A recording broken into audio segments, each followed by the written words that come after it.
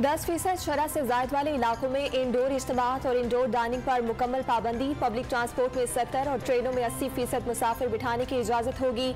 10% शरह से कम वाले इलाकों में तालीमी इदारे खुले रहेंगे। NCOC के फैसले।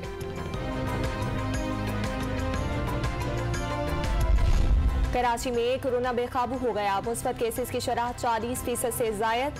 मुल्क भर में मुस्बत केसेस की शरह 9.48% तक पहुंच गई। 5472 नए मरीज सामने आ गए। मजीद 8 अफराद जाँ बहक। वजीर खजाना शौकत तरीन और अपोजिशन लीडर शहबाज शरीफ भी कोरोना से मुतासिर।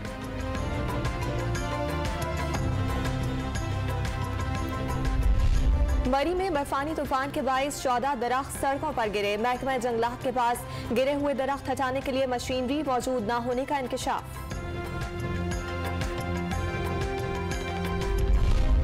सुप्रीम कोर्ट ने जहलू में कम कीमत हाउसिंग मंसूबे के लिए जमीन की एक्वायरमेंट गैर कानूनी करार दे दी।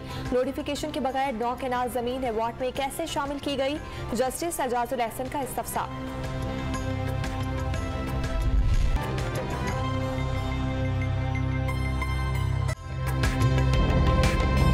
ताज़ा तरीन वीडियोस के लिए हमारा YouTube चैनल सब्सक्राइब करके बेल आइकन प्रेस करिए ताकि आपको मिले हर अपडेट सबसे पहले।